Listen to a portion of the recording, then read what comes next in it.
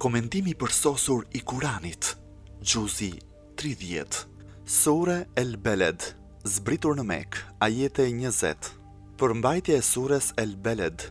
Kjo sure, edhe pse është e shkurtër, mbart të vërteta të mëdha. 1. Në pjesën e parë të saj, pasi citon betimet me plot kuptim, trajton çështjen e rëndësishme të jetës së njeriut në këtë botë, e cila është e mbushur me probleme dhe mundime.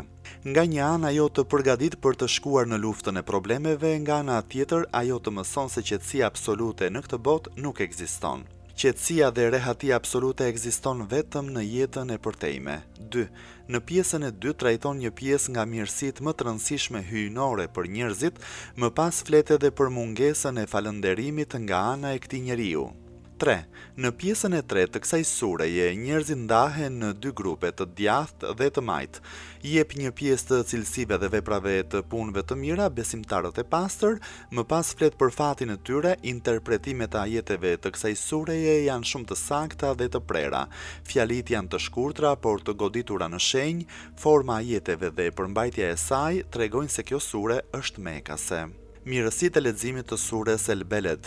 Për mirësitë e leximit të kësaj sureje, profeti Muhammed, paqja e bekimi i Allahut qoftë mbi të dhe mbi familjen e tij, thotë: ai që e lexon surën El Beled, Allahu e ruan dhe e mbron atë nga hidhërimi i tij në ditën e Kiametit. Në një hadith të Imam Sadikut, paqja e Zotit qoftë mbi të, lexojmë: ai që lexon surën El Beled në namazet e detyruara, në këtë botë do të jetë ndër të pastrit dhe punëmirët më të njohur, ndërsa në ahiret do të jetë i njohur si person që ka pozit pranë Allahut të madhëruar, do të jetë ndër miqtë e profetëve, dëshmorëve dhe të punëmirëve. Përmbajtjen e këtij hadithi e kemi ndjer përgjatë gjithë rrugëtimit tonë në këtë komentim. Sa më tepër të punojë njeriu me Kuranin, aq më shumë dritë dhe shkëlqim do të ketë në fytyrë, në shpirt dhe në zemër. Ai që nuk e pranon këtë gjë, le ta provojë këtë përvojë.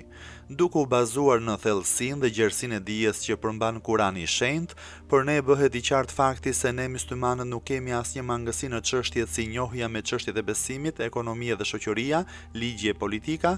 Kurani është aq i pasur në të gjitha çështjet sa që i përmbush të gjitha nevojat dhe kërkesat tona. Faktikisht në Kuran është cituar parimi këtyre çështjeve si dhe komentimi i tyre nëpërmjet të pastërtve masum.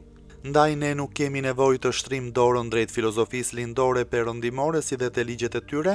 Prijës i besimtarëve, paqja e Zotit qoftë mbi të, ka thënë: dijeni, askush nuk mbetet i varfër nëse ka Kuranin dhe askush nuk është i pasur dhe jo nevojtar nëse nuk e ka atë. I gjithë problemi ynë në këtë çështje është informacioni i pakt dhe njohuritë e pamjaftueshme për këtë burim të madh. Kurani ka mbetur në mesin ton si një perl dhe si një thesar i panjohur, të cilit nuk i gjendet vendi. Ne lusim të tjerët, ndërkohë që gjithçka na duhet e kemi në buzë të detit, Kuranin. Një tjetër problemi ynë është se ne, duke e paragjykuar dhe duke marrë linjën e perëndimit e të lindjes, kërkojmë që ajetet e Kuranit t'i krahasojmë. Kjo gjë është e padrejtë për Kuranin, sepse kjo gjë ne na lë pa njohuri, na ndalon të marrim dijen e vërtetë. Në këtë mënyrë justifikojmë veten për gabimet që kryejmë. Shumë mysliman Kuranin e shikojnë si një libër të shenjtë që leximi i tij bëhet shkak për marrjen e mirësive, ndërsa të mësuarit përmendësh bëhet shkak dhe argument për mirësitë. Ata harojnë se Kurani është një program që duhet vepruar. I gjithë respekti dhe madhështia që Kurani mbart është si rezultati i edukimit që na jep. Nëse shkronjat, fjalët e fjalit e Kuranit janë të respektuara, që me patjetër janë të tilla, janë për shkak të qëllimit të rëndësishëm dhe të lartë që Kurani përmban. Por me habin më të madh, një grup e ka haruar qëllimin e vërtetë dhe ka mbetur vetëm tek teksti i tij. Në shumë vende islame janë ngritur shumë shkolla që u mësojnë përmendësh nxënësve tekstin e Kuranit. Gjithashtu shumë dietare recitojnë shumë bukur Kuranin dhe me shumë kujdes që të mos u rrëshqas pa lexuar si duhet asnjë shkronjë. Kur një recitues i Kuranit e lexon një ajet apo sure Kurani e cila është e shkurtër me një frym, të gjithë të pranishmit thon Allah, Allah dhe e përgëzojnë atë sepse atë lloj recitimi e konsiderojnë si art, por përsa i përket përmbajtjes së tij askush nuk thot Allah, Allah. Në shumë vende islame nuk zbatohet ligji i tij. Ne në këtë tefsir, këtë fjali e kemi përsëritur 114 herë me sasinë e sureve të Kuranit, e kemi përsëritur në fillim të sureve që ajo çka është cituar për mirësitë e leximit të Kuranit në transmetime dhe në hadithe, është për shkak se ata ta lexojnë atë duke reflektuar dhe duke e vënë në veprim. Kjo përsëritje e vazhdueshme që ndoshta sipas mendimit të disave është e parregullt, është për shkak se këto mendime të thyhen e njerëzit të kuptojnë se mirësitë e leximit të Kuranit nuk janë vetëm për leximin, por për leximin që është së bashku me veprën e që Kurani të jetë libër që vihet në punë. Shpresojmë që me përpjekje dhe me mundimin e shumë dietarëve të Islamit ne ta realizojmë këtë dëshirë që të gjithë muslimanët të i shikojnë ajetet e këtij libri qiellor si një program për jetën e tyre dhe si një rregull i përgjithshëm për shoqërinë, jetën dhe edukimin e njerëzit. Ajetet nga 1 deri te ajeti 7. Bismillahirrahmanirrahim. La uqsimu bihadha albalad wa anta hillun bihadha albalad wa walidin wa ma walad. لقد خلقنا الإنسان في كبد أيحسب أن لن يقدر عليه أحد يقول أهلكت مالا لبدا أيحسب أن لم يره أحد. Me emrin e Allahut të gjithë mëshirshmit mëshirëplotit, betohem për këtë vend në të cilin ti je i lirë o Muhammed dhe për atë që lind dhe për atë që është i lindur, se në të vërtetë ne kemi krijuar njeriun për të luftuar në vështirësi. A mendon ai se askush nuk ka pushtet mbi atë? Ai thot kam shpenzuar pasuri të pamas, valla mendon ai se nuk e ka parë askush. Komentimi. Betohem për këtë qytet të shenjtë. Është në traditën e Kuranit që shumë prej çështjeve të rëndësishme që shpjegojnë dhe transmetojnë një të vërtetë shumë të rëndësishme të nisin me betim. Betimet në vetvete janë shkak i vënies në lëvizje të njeriu, bëjnë që mendja dhe arsyeja e njeriu të jetë në lëvizje. Betimet kanë një lidhje të veçantë me çështje për të cilën flitet. Ndaj edhe në këtë rast flitet për një të vërtetë të jetës së njeriu e cila është e mbushur me vuajtje dhe përpjekje. Surja nis me një betim, betohem për këtë vend në të cilin ti je i lirë o Muhammed. Edhe pse në këto ajete nuk është përmendur emri i qytetit të Mekës, është e kuptueshme se bëhet fjalë për këtë qytet, nëse bazohemi në faktin se kjo surë është Mekase dhe nga ana tjetër në faktin se ky qytet ka një rëndësi të jashtëzakonshme, bëhet e qartë se qëllimi është për Mekën. Shumica e komentuesve janë të mendimit se bëhet fjalë për Mekën. Po, në të vërtetë nderi dhe madhështia që kjo tokë përfaqëson, Meka, bën që Allahu të betohet në të, sepse ajo tokë dhe ai qytet është qendra e parë e tauhidit dhe adhurimit të Allahut. Në këtë vend është ndërtuar për herë të parë vendi i adhurimit, profetë të mëdhenj i kanë ardhur rrotull këtij vendi të shenjtë. Ajeti në të cilin ti je i lirë o Muhammed flet për një çështje të re dhe thotë se ky qytet ka aq shumë bereqet dhe mirësi sa e meriton të betohesh për të. Po, e vërteta është e tillë që rëndësia e tokave është e barazvlefshme me vlerat e njerëzve që banojnë ato toka. Kjo është për të sqaruar jo besimtarët e Mekës që të mos mendojnë se Kurani betohet për këtë tokë për shkak se në të ndodhen statujat e idhujtarëve. Jo, nuk është kështu. Këtë madhështi dhe këtë vlerë ky qytet e ka për shkak të historisë në të kaluarën dhe për shkak se në këtë qytet është krijesa më e pastër mbi tokë e Allahut, profeti Muhammed, paqja dhe bekimet e Allahut qofshin mbi të dhe mbi familjen e tij. Një tjetër komentim që i bëhet këtij ajeti është: unë po betohem për këtë qytet të shenjtë, ndërkohë që ata jo vetëm respektin ndaj teje kanë dhunuar, por edhe mallin e marrjen e shpirtit tënd e kanë lejuar. Kjo do thotë se qortimi është i rëndë ndaj jo besimtarëve kurejsh që e konsideronin veten e tyre si shërbyes dhe mbrojtës të Mekës. Ata kishin shumë respekt për këtë tokë, saqë edhe nëse shikonin vrasësin e babait të tyre në këtë vend nuk e sulmonin, ai ishte i sigurt në këtë vend të shenjtë. Çdo kush që merrte lëkurën e pemëve të Mekës dhe vendoste në trupin e tij, ai ishte i sigurt në këtë qytet, askush nuk e sulmonte. Sa e çuditshme, gjithë këto tradita e sunetit që kishin këta njerëz, si mund të hedhin poshtë traditën e tyre ndaj profetit Muhammed, paqja dhe bekimet e Allahut qofshin mbi të dhe mbi familjen e tij. Përse ata u sollën kështu me profetin Muhammed, paqja e bekimi i Allahut qoftë mbi të dhe mbi familjen e tij dhe me shokët e tij, si e haruan traditën dhe lejuan derdhjen e gjakut të tij. Ky komentim është cituar gjithashtu edhe në një hadith të Imam Sadikut, paqja e Zotit qoftë mbi të, më pas betohet për babain dhe të birin, për atë që lind dhe për atë që është i lindur. Sa i përket çështjes se kush është ky baba dhe ky fëmijë, janë cituar komentime të ndryshme. Së pari thuhet se fjala walid Walidun është për profetin Ibrahim, paqja e Zotit qoftë mbi të, dhe fjala Waladun është për profetin Ismail, paqja e Zotit qoftë mbi të.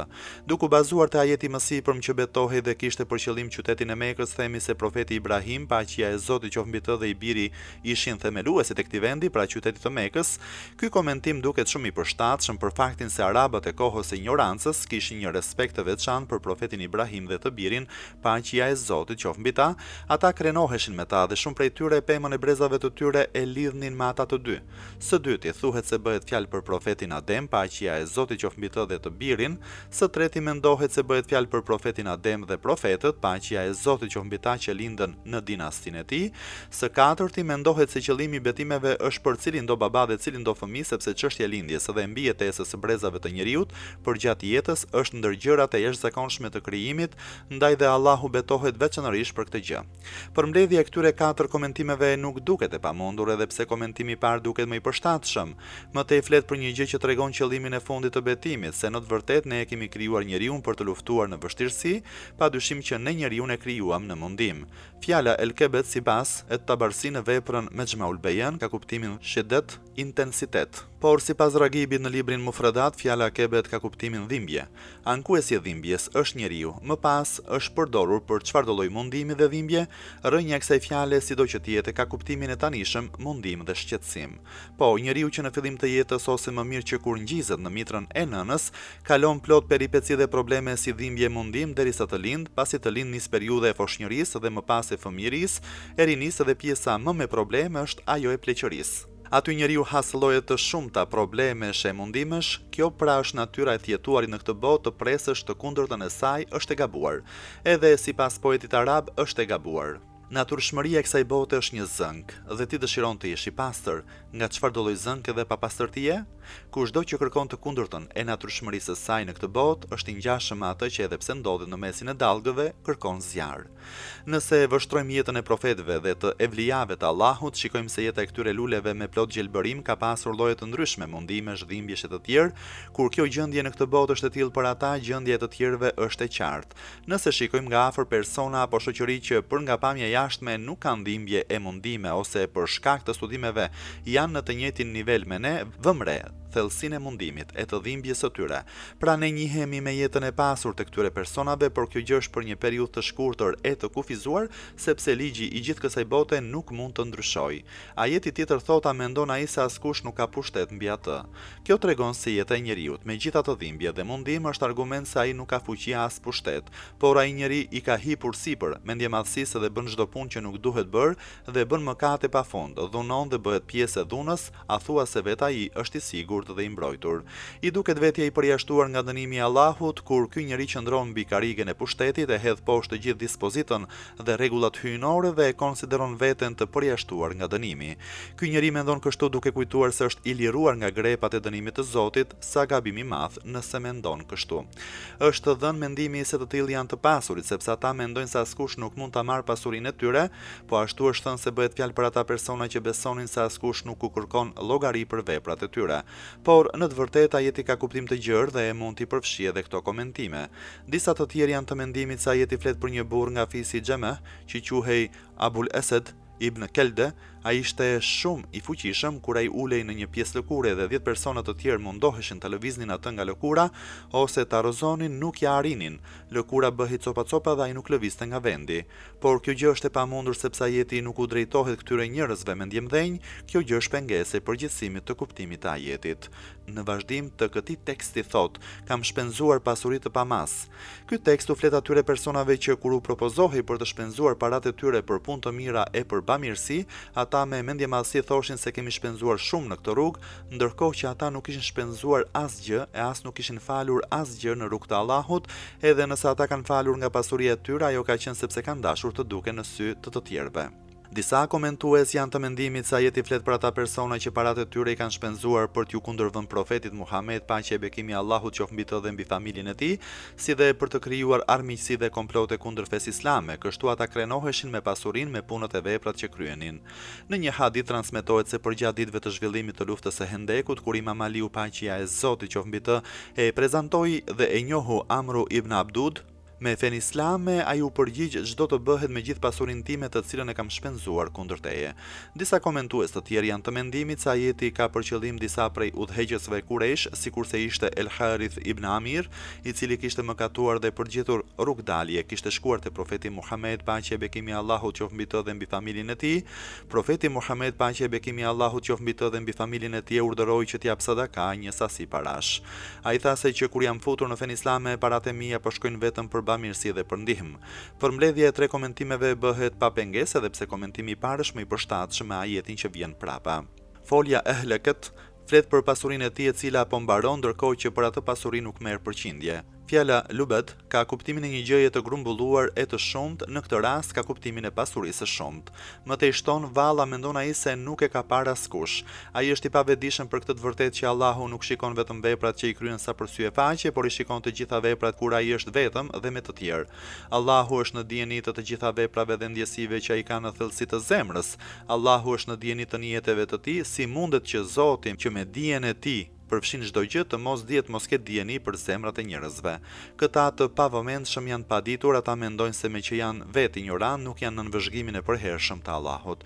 Allahu e di se nga vijnë këto para dhe mallra, si dhe për çfarë dhe në çrrugë shpërdorohen. Në një hadith të Ibn Abbasit transmetohet se profeti Muhammed, paqja e bekimi i Allahut qoftë mbi të dhe mbi familjen e tij, ka thënë: në ditën e Kiametit asnjë krijesë nuk hedh asnjë hap pa u pyetur për 4 gjëra, së pari si e ka kaluar rininë e tij në çrrugë, si e ka grumbulluar pasurinë në çrrugë, e ka shpenzuar, çfarë veprash ka kryer, dhe së fundmi do të pyetet për dashurinë që ka pasur për ehli bejtin. Me pak fjalë, si mundet ky njeri të bëhet mendje madh dhe të pretendojë se është i fuqishëm, ndërkohë që jeta e tij është e mbushur me dhimbje e mundime. Nëse ka pasuri, ajo është për natën, dhe nëse ka shpirt, ai është për ethe. Përveç kësaj, si mund të pretendojë njeriu e të thotë se ka shpenzuar shumë për hir të Allahut, ndërkohë që Allahu është në dijeni të nijeteve të tij. Allahu është në dijeni të cilësisë dhe si janë fituar ato para, si dhe si janë shpenzuar ato para me mendje madhësi.